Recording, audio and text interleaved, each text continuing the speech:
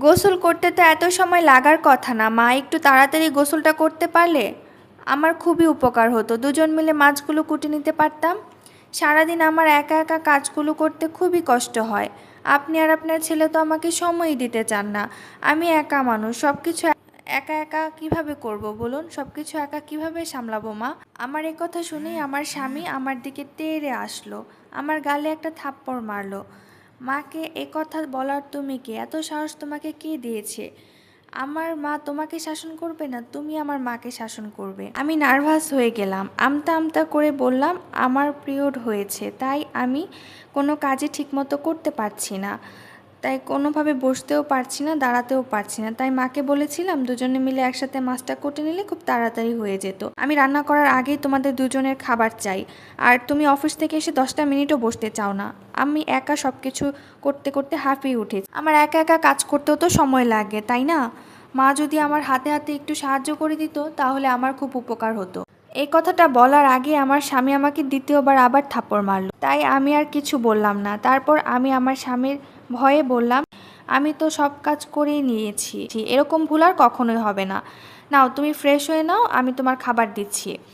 শাড়ির আঁচলে মুখ মুছতে মুছতে আমি রান্নাঘরে মাছ ধুতে গেলাম। আমার শাশুড়ি পরে রান্নাঘরে এসে বলল, তোর বাপ নেই, মুখ একটু কম চালাবি, তো তাড়িয়ে দিতে সময় লাগবে না। আরও বলল, আমরাও তো বউ ছিলাম, কই কখনো তো এরকম করতে হয়নি, আমরা তো কখনো শাশুড়িকে এই টাইপের কথা কখনোই বলিনি, তুই কেন বলছিস?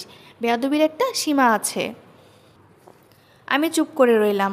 ততক্ষণে আমার স্বামী টেবিলে চলে এসেছে। টেবিলে আসার সময় সে তার বান্ধবীর সাথে হাসতে হাসতে কথা বলতে বলতে টেবিলে এসেছে। তারপর আমি তার খাবার বেড়ে দিলাম। খাবার বেড়ে আমি তার কাছেই দাঁড়িয়েছিলাম। সে বারবার ইশারা করে বলল যে দূরে সরে যেতে। আমি ততক্ষণে দূরে সরে না যাওয়াতে সে আমাকে আবারও ইশারা করে বলল দূরে সরে যেতে। কিন্তু আমি দূরে সরে যাইনি দেখে সে কথা বাদ দিয়ে আমাকে বলল, তোকে বলছি না দূরে সরে যেতে, আমরা দুজনে প্রাইভেট কথা বলছি, তুই কেন এর মাঝখানে দাঁড়িয়ে আছিস? তাকে বললাম, আমি থাকতে তোমার বান্ধবীর সাথে কেন তোমার প্রাইভেট কথা বলতে হবে? তখন সে আমাকে বলল, তোর কি আছে?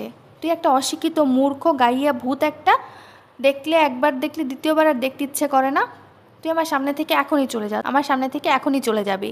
এ কথা শুনে আমি কাঁদতে কাঁদতে আমার ঘরে চলে গেলাম। আমাদের 2 বছরের সংসার। আমার স্বামী এমনভাবে বদলে গেছে যে তার সাথে ঠিকমতো আর কথাই বলা যায় না। আমার ভালো মন্দ কোনো কিছুরই সে কোনো খোঁজ খবর রাখে না। তারপর এভাবেই চলতে লাগলো। একদিন আমার শাশুড়ি বাড়িতে ছিল না। আমার স্বামী তার বান্ধবীকে নিয়ে আসলো। তারা ড্রয়িং রুমে বসলো আর আমাকে ডাকলো। না, এ হলো আমার বান্ধবী উর্মি, তোমার সাথে পরিচয় করিয়ে দিলাম। এখন যাও, তুমি আমাদের জন্য চা বানিয়ে নিয়ে আসো, আর বাড়িতে যদি কেউ আসে তাহলে বলবে যে ও আমাদের আত্মীয়, আর আমাদের কিছু প্রাইভেট সময় কাটাতে দাও, তুমি এখান থেকে চলে যাও। তারপর আমি কাঁদতে কাঁদতে রান্নাঘরে গেলাম, তাদের জন্য কিছু খাবার বানিয়ে তাদেরকে দিলাম। তারপর আমি আমার ঘরে চলে গেলাম, আর তারা তাদের মতো সময় কাটালো। সারাক্ষণ তারা একসাথে ছিল, যেটা আমার একদমই সহ্য হচ্ছিল না। কিন্তু কিছুই করার নেই, আমার স্বামীর ভয়ে তাকে কিছু বলতেও পারলাম না। মেয়েটাকে যে কিছু বলবো সেই সুযোগও পেলাম না। রাতে আমার শাশুড়ি আসলো এবং উর্মিও চলে গেল। আমার শাশুড়ি আর আমার স্বামী যখন ঘুমাচ্ছিল তাদের ঘুমন্ত অবস্থায় রেখে আমি চলে গেলাম আমার বাবার বাড়ি। আমি আর আমার বাবার বাড়িতেই ফিরবো না এই প্রতিজ্ঞা করেই আমি চলে গেলাম, কারণ তার সংসার আমি আর করতে চাই না, আমি কোনো দুশ্চরিত্রের সংসার করতে চাই না। চিঠিটা আমি আমার স্বামীর উদ্দেশ্যে লিখে তারপর আমি চলে গেলাম। ওরা ভেবেছে যে আমি গরিব বাবার মেয়ে, তাই আমার তেজ পরে কম দিয়ে আমি আবার ফিরে আসবো, কিন্তু এমনটা আর কখনোই হয়নি। আজকে 2 বছর হয়ে যাচ্ছে আমি আমার স্বামীর ঘরে আর ফিরে যাইনি। এমনকি আমি তাকে ডিভোর্স লেটারও পাঠিয়ে দিয়েছি। তার আর আমার বিচ্ছেদ হয়ে গেছে। তারপর আমি পড়াশোনা চালিয়ে গিয়েছি, তার পাশাপাশি ছোট একটা চাকরি করতাম।